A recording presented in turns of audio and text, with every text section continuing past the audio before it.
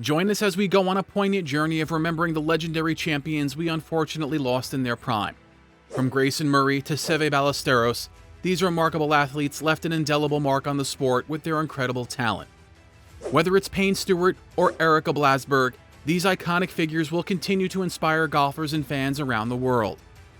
Today we'll celebrate their contributions to golf and honor their legacies by recalling some jaw-dropping victories and unforgettable moments. Stay tuned.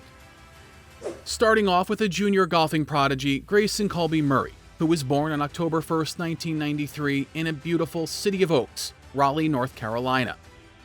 Now, those who saw him play know that he showcased immense potential and dedication to the sport, even in his early days. He proved his brilliance by winning 3 consecutive Callaway Junior World Championships between 2006 and 2008. Can you believe that? 3 consecutive times.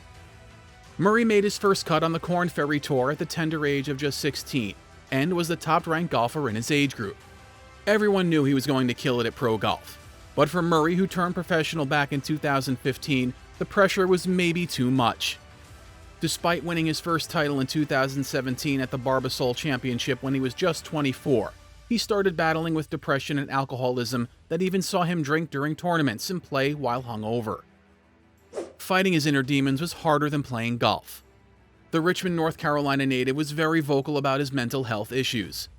He recalled times when he'd struggle to get out of bed in the morning and label himself a failure too. But over the past year, he had started working on getting sober and requalifying for the PGA Tour. His efforts bore fruit, and he won January's Sony Open, his first victory in 7 years. During the winning speech, he credited his family and especially Christiana for being there for him during tough times. He told the reporters, "I have a beautiful fiancée now that I love so much and who's so supportive of me." He also tied for 43rd at PGA Championship at Valhalla and ended the 2024 Masters in 51st. He was on his healing journey, and everyone was positive that Murray finally got a hold of things. However, life took an unexpected turn when he pulled out of the second round of the Charles Schwab Challenge in Fort Worth, Texas. He had told his playing partners he was feeling unwell, and then, just a day later, he took his own life on May 25th after leaving his SUV running in his ground floor garage and heading upstairs as it pumped fumes into his 3-story property. "We've spent the last 24 hours trying to come to terms with the fact that our son is gone," his distraught parents, Eric and Terry Murray, said in a statement Sunday. Grayson Murray, who won the Sony Open in Hawaii just this past January, has died at the age of 30. "It's surreal that we not only have to admit it to ourselves, but that we also have to acknowledge it to the world. It's a nightmare." They're right, it sure is a nightmare, for the golfing community and people around the globe who really cherished Murray as a player. This is our reminder to be kinder to one another. Life is hard. Don't make it harder for anyone else. Up next, we have Payne Stewart, a golfing legend from the 90s whom we lost so soon. Hailing from Springfield, Missouri, Stewart conquered the realm of golf by winning 11 PGA Tour events. I repeat, 11. And it wasn't just about his wins that earned him immense popularity. It was also his unique personality. The distinctive clothing he wore was a fan favorite. He really rocked his flamboyant attire of ivy caps and patterned pants, which were a cross between +4s and knickerbockers. What a stylish man. Photographers must have loved him. And for the record, he had one of the most gracefully fluid and stylish golf swings of the modern era. Nobody could beat that swing, I tell you. His prowess as a golfer gained him his first major title at the 1989 PGA Championship. Soon after, he won the 1991 US Open after a playoff against Scott Simpson. But his most memorable win remains the 1999 US Open at Pinehurst, where Stewart captured his third and sadly last major title. His 15-foot par putt on the final hole for a one-stroke victory is still one of the most talked about strokes even 25 years later. "There used to be a void in my life," Stewart told reporters in his post-championship press conference. "The peace I have now is so wonderful," he said. "I don't understand how I lived so long without it." Stewart died 4 months later. What an utterly devastating day it was. He and 5 others perished aboard a private aircraft that depressurized on ascent from Orlando, Florida. Stewart was only 42 years, 4 months, and 21 days old when he won the first US Open. He became the 5th oldest winner of the national championship. He still remains the last player in his 40s to win a US Open. We miss you, Stewart. Rest in peace, sweet swinger. Now let's talk about Seve Ballesteros, a world number 1 who was one of the sport's leading figures from the mid-1970s to the mid-1990s. Severiano Ballesteros Soto was born in a gifted Spanish golfing family. Thanks to his spectacular genes, and of course his own love and dedication to this elite sport, Seve had the honor of winning 90 international tournaments in his career. His accolades include 5 major championships between 1979 and 1988, the Open Championship 3 times, and the Masters Tournament twice. The man was unstoppable. He just knew how to win, nothing else. He really became the star of the golfing world in 1976, when at the age of 19 he finished second at the Open. It was a history-creating moment. He also played an instrumental role in the re-emergence of European golf, helping the European Ryder Cup team to 5 wins both as a player and captain. A true European with all his heart and soul, we must say. Ballesteros won a record 50 European Tour titles in total. And here comes the most impressive feat of all. He won at least 1 European Tour title for 17 consecutive years between 1976 and 1992. Whoa, now that is something. His streak ended when his final victory came at the 1995 Peugeot Spanish Open. After that, because of back-related injuries mostly, Ballesteros struggled with his form during the late 1990s.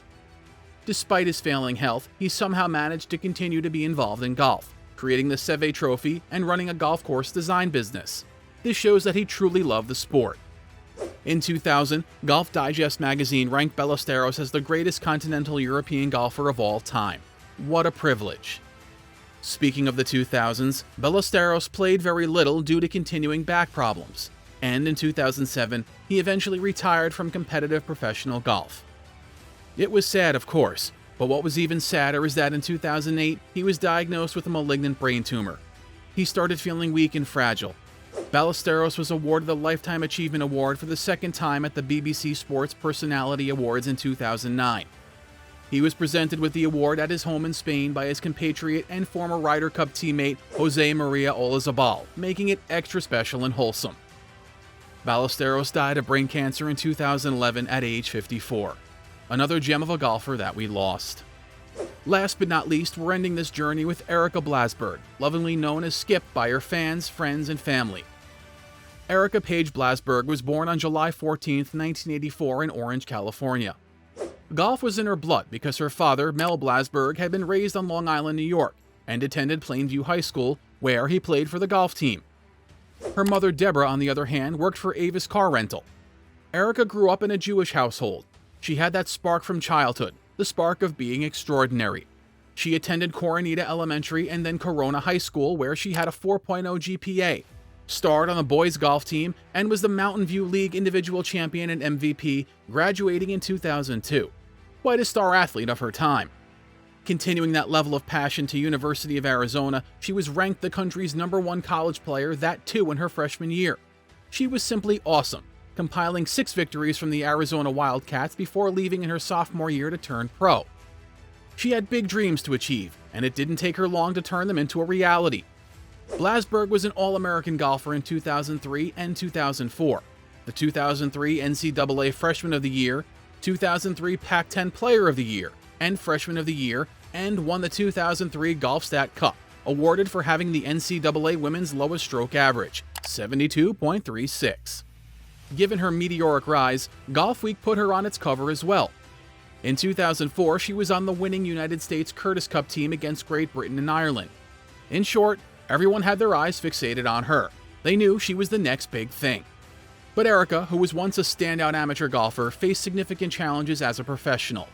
After a disappointing 2009 season with 12 missed cuts in 17 tournaments and finishing 128th on the money list, she quit in the middle of an LPGA qualifying tournament in December 2009, showing a clear desire to leave the sport. She seemed like she was done. However, by May 2010, she was preparing for another tournament, unable to fully let go of golf. On the night before her departure for an LPGA event in Alabama, her routine seemed pretty normal, including working on her game and buying curtains. The usual stuff, but then, tragically, on May 10th, she was found dead in her bed with a plastic bag secured over her head. The circumstances of her death remained a mystery for a long time, with elements of a troubled young woman, a suspicious suicide, and a companion who tampered with evidence. However, on August 24, 2010, Blasberg's death was ruled as suicide with asphyxia cited as the primary cause of death, and toxic levels of multiple prescription drugs cited as an additional significant factor. We hope Erica is at peace. She was a gifted prospect indeed. And that's it from our side. Let us know in the comments below how you felt about the video.